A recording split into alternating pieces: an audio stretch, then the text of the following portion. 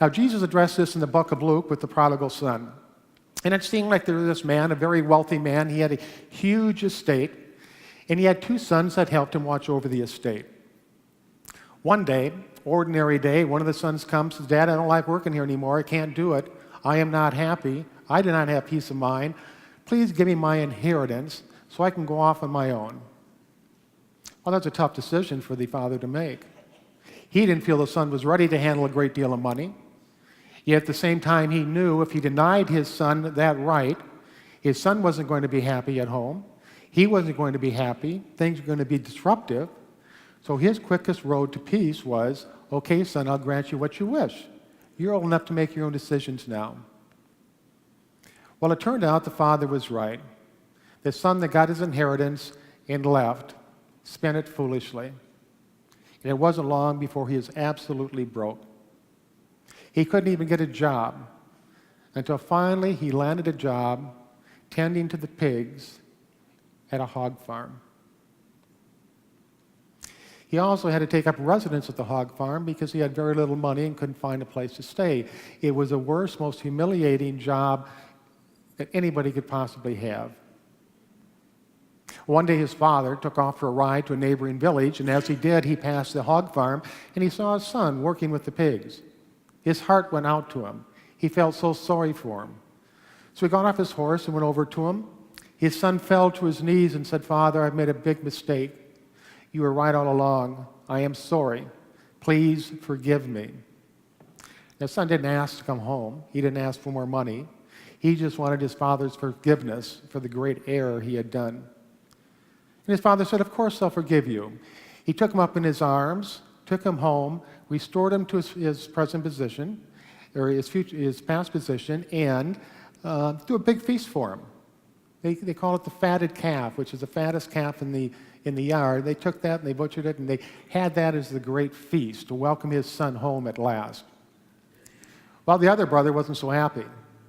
Matter of fact, he was very angry. He was jealous. And he came to the father and he says, "I can't believe it. I've worked here for you all these years while your other son went off and spent money. I worked here and diligently watched over all of your estate, yet you throw a feast for the wayward son that left you, and I get nothing." Now, picture yourself in each one of those positions, and we can probably understand each one. We can certainly understand the father's position of not wanting his son to go, but allowing him to make his own decisions. We can understand the son that went and made mistakes and errors because he didn't have the wisdom to handle that kind of money. And we can understand the other brother's position of being jealous and angry and resentful for what happened. But if he had to make a decision, and your guiding factor was peace, we can see the father did that exactly. He went with peace right on down the round, and in this parable, the father represents wisdom. He had the guiding principle, and he followed it. For the wayward son that spent the money, he made a mistake. He screwed up. But we all do that from time to time. But he recognized his mistake, he asked for forgiveness, and he learned in the process. So he was able to establish a peace of mind. The other brother, who wouldn't forgive, went on to live the rest of his life with hatred, resentment, and jealousy. So as Jesus points out, which one do you choose? What is going to serve you in the long run? Whatever you choose to be your guiding factor when it comes to choices, it has to be something that you pledge your allegiance to. It's not, I will pledge to make the choice that brings me the most peace at any given time, but then in a situation where somebody offends me, it's, well, I'm not going to do that now. It has to be that golden thread that runs through every single experience of your life. Now, I know sitting here right now, a lot of us are in situations where we probably have choices to make. We might be in a relationship and that's not comfortable for us. We might have obligations that we wish we didn't have. We might want to make changes, but we're afraid to make those changes. A lot of choices to make. But if you set your guiding factor as principle, and you let that lead the way, you'll discover that all the problems, the challenges, the setbacks And the defeats are very shortly lived. And you might walk through a rough patch in the path of life, but you're going to emerge on the other end. Life is a course of sharp turns, high hills to climb, and long valleys to go through. And sometimes it's very easy to fall into a state of despair.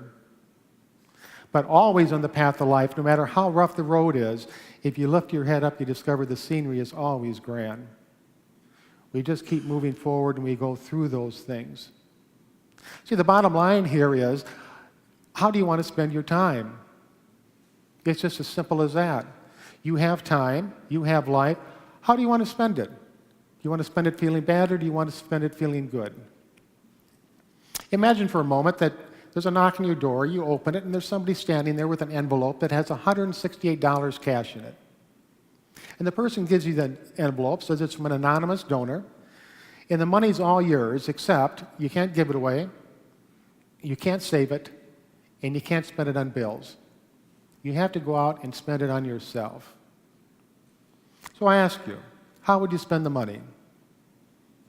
Would you spend it on something you don't value? Would you buy clothes that you don't like or that don't fit? Would you buy food that is spoiled?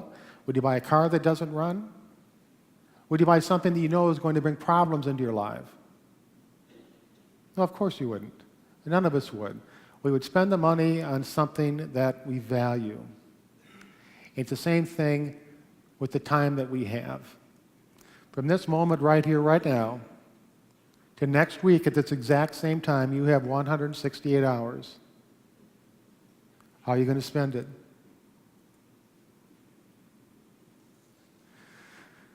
Most of this moves to the point of forgiveness.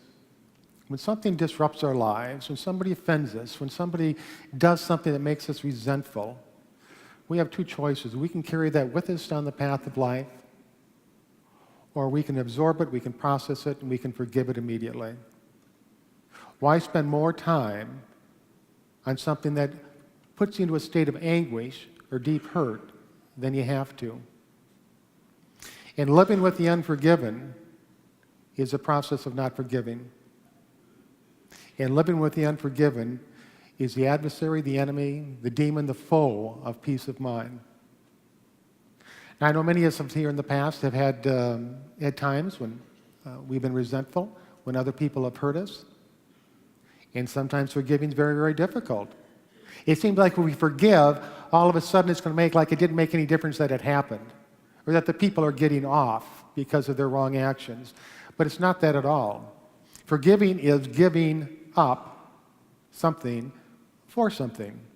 Forgive. So you're giving up the anger that's inside you. You're giving up the hurt that's inside you. You're giving up the suffering that's inside you for your guiding factor, which is peace of mind. As you move into meditation, just think if there's anything in your life right now that you want to spend your time on that causes you suffering or hurt.